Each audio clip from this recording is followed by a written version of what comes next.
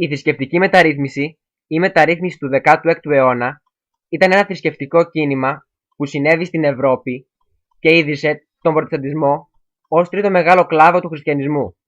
Ήταν κίνημα σύνθετο που συνδεόταν με το πνεύμα της αναγέννησης και το οποίο, πέραν από θρησκευτική, έλαβε επίσης κοινωνική και πολιτική διάσταση. Κύριοι πρωταγωνιστές της μεταρρύθμισης ήταν ο Μαρτίνος Λούθυρος, ο Ιωάννης Καλβίνος και ο Ούλριχ Σβίγλιος. Από τα τέλη του Μεσαίωνα, το ηθικό κύρος της Ρωμαιοκαθολικής Εκκλησίας ανάμεσα στους πιστούς άρχισε να υποχωρεί. Όλο και περισσότερες διαμαρτυρίες διατυπώνονταν για τη διοικητική ανεπάρκεια, την υπερβολική πολυτέλεια της αυλής και την ηθική ακόμη διαφθορά πολλών από τους εκκλησιαστικούς αξιωματούχους. Μεγάλο μέρος του κλήρου, ιδίως του κατώτερου, ζούσε μέσα στην αμάθεια και η παπική εκκλησία εξακολουθούσε να ελέγχει τους πιστούς με τη διαρκή απειλή του κακού και να εφευρίσκει τρόπους άφεσης των αμαρτιών, μεταξύ των οποίων και τα έγγραφα άφεσης αμαρτιών, τα λεγόμενα συγχωροχάρτια. Η αντίδραση στις αδυναμίες αυτές της Ρωμαιοκαθολικής Εκκλησίας δεν άρχισε να εκδηλωθεί από τους φορείς του αφεπιστικού κινήματος. Αυτοί έθεσαν ως στόχο την αναζήτηση του αυθεντικού πνεύματος του χριστιανισμού στη μελέτη της Αγίας Γραφής και στην άμεση επαφή με τα ιερά κείμενα, χωρίς τις παρερμηνίες των σχολιαστών του Μεσαίωνα. Σε αυτό συνέβαλε η πρόοδος της τυπογραφίας και η μεταφράση της Αγίας Γραφής σε λαϊκή γλώσσα ήδη από το πρώτο μισό του 16ου αιώνα. Στον πληθυσμό, κυρίως των γερμανικών χωρών, προκαλούσε μεγάλη δυσαρέσκεια η οικονομική επιβάρυνση που υφίστατο από την παπική εκκλησία με σκοπό την ανέγερση μεγαλοπρεπών οικοδομημάτων στη Ρώμη. Παράλληλα, η προσπάθεια των Γερμανών ηγεμόνων να απαλλαγούν από την παπική επιρροή και την επικυριαρχία του αυτοκράτορα, αλλά και οι εντάσεις ανάμεσα σε πόλεις και ευγενείς, κυρίως εξαιτίας του γερμανικού εθνικισμού, αποτέλεσαν επίσης καθοριστικούς παράγοντες της μεταρρύθμισης. Την αφορμή αποτέλεσε η έκδοση άδειας το 1515 από τον Πάπα Λέον X για μαζική έκδοση και πώληση εγγράφων άφεσης αμαρτιών συγχωροχαρτιών. Ο εμπαρευματοποιημένος τρόπος διάθεσής τους από τον μοναχό Τέτζερ στη Γερμανία και η διακήρυξή του ότι μόλις ακουστεί ο ήχος από τα χρήματα που πληρώνονται για το συγχωροχάρτη, οι ψυχές μεταπηδούν από το καθαρτήριο στον παράδεισο, προκάλεσαν την έντονη αντίδραση του Γερμανού μοναχού και θεολόγου Μαρτίνου Λούθυρου. Ο Λούθυρος, διαμαρτυρόμενος, χειροκολεί στις 31 Οκτωβρίου του 1517 στη Μητρόπολη της Βιτεμβέργης έναν κατάλογο από 95 επιχειρήματα, θέσεις, που καταδίκασαν την πώληση συγχωροχαρτιών αλλά και την απόλυτη εξουσία του Πάπα. Ακόμα αμφισβητούσαν τις παπικές απόψεις σε διάφορα δογματικά ζητήματα.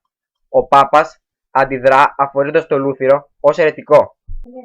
Αυτός όμως καίει δημόσια το έγγραφο βούλα του αφορισμού του 1520. Η θρησκευτική αυτή διαμάχη θορύβησε τον αυτοκράτορα της Αγίας Ρωμαϊκής Αυτοκρατορίας Γερμανίας, Κάρλο τον Πέμπτο, ο οποίος, φοβούμενος διάσπαση της ενότητας των γερμανικών χωρών, καλεί τον Λούθυρο να απολογηθεί ενώπιον της Δίαιτας στην πόλη Βόρμς. Αρνούμενος ο Λούθυρος να αναιρέσει τις απόψεις του, καταδικάζεται ως αιρετικός από τη Δίαιτα και θέτεται εκτός νόμου. Ο Λούθυρος σώθηκε τότε χάρη στην επέμβαση του εκλέκτορα της Σαξονίας, ο οποίος τον έκρυψε στον πύργο του στο Βάρτμπουργκ. Ο Λούθυρος πίστευε ότι ο Θεός εξασφαλίζει τη σωτηρία όχι σε συνάρτηση με τις πράξεις του ανθρώπου, αλλά μέσω της πίστης. Από την Καθολική Εκκλησία δεν απέρριπτε όσα δεν του φαίνονταν αντίθετα με το δόγμα. Δέχονταν τη λειτουργία στις τοπικές γλώσσες, απέρριπτε την ιδιαίτερη εξομολόγηση, δεν συμφωνούσε με τη λατρεία της Παναγίας και των Αγίων, από τα μυστήρια δεχόταν το βάπτισμα και τη θεία κοινωνία. Ακόμα εισήγαγε το γάμο των κληρικών. Το κήρυγμα του Λούθυρου είχε αποφασιστική επίδραση στην κοινωνική, πολιτική και οικονομική πραγματικότητα, όχι μόνο της Γερμανίας, αλλά και ολόκληρης της Ευρώπης. Όταν το 1529 η Δίαιτα αποκήρυξε τον Λουθυρανισμό, οι Γερμανοί ηγεμόνες, που ήταν οπαδοί του Λουθύρου, διαμαρτυρήθηκαν για τη δίωξη των θρησκευτικών του πειθήσεων. Η διαμαρτυρία αυτή, από την οποία ονομάστηκαν και Προτεστάντες ή διαμαρτυρώμενοι, από το λατινικό ρήμα protestor, διαμαρτύρομαι, δεν είχε κανένα αποτέλεσμα. Τον επόμενο χρόνο υπέβαλαν στη Δίαιτα που συγκάλεσε ο Κάρλος ο στη γερμανική πόλη Αυγούστα, υπόμνημα με τις βασικές αρχές του Λουθυρανισμού, γνωστό ως Ομολογία της Αυγούστας 1530.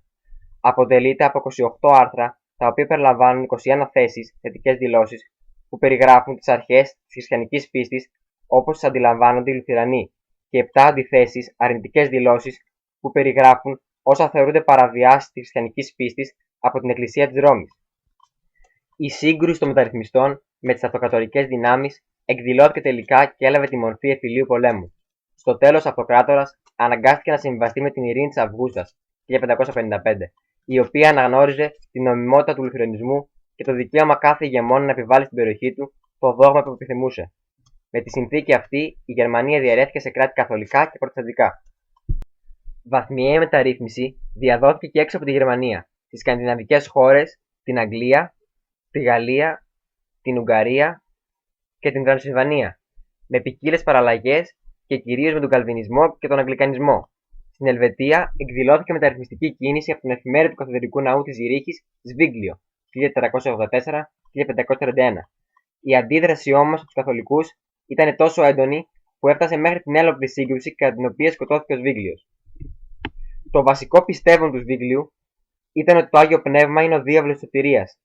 Επίσης, δεν δέχονταν την παρουσία του Χριστού στη Θεία Κοινωνία. Πιο οργανωμένη και σημαντική μεταρρυθμιστική προσπάθεια ήταν εκείνη που οργανώθηκε στη Γενέβη της Ελβετίας από τον Ιωάννη Καλβίνο 1509-1564.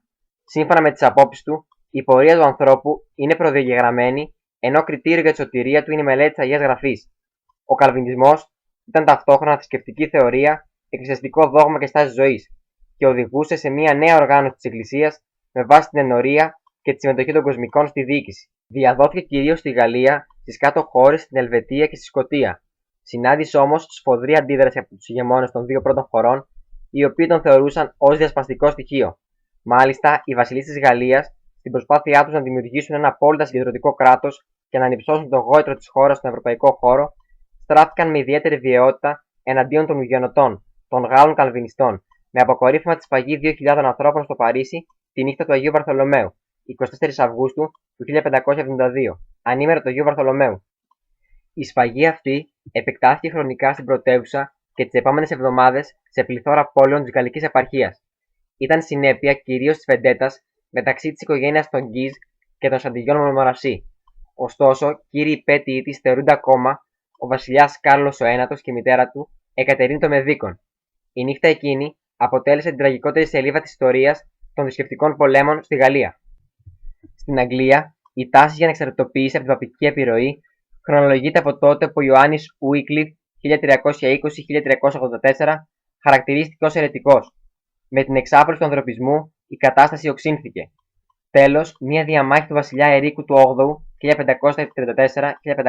1534-1547 με τον Πάπα για προσωπικούς λόγους στάθηκε η αφορμή για την οριστική ρήξη της Εκκλησίας της Αγγλίας με τη Ρώμη 1534 και η αφετηρία της Αγγλικανικής μεταρρύθμισης.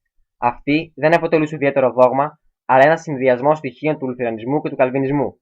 Αργότερα, στα χρόνια των διαδόχων του Ερίκου, εδραιώθηκε η Αγγλικανική Εκκλησία, η οποία ήταν η μόνη που αναγνωριζόταν από το κράτος.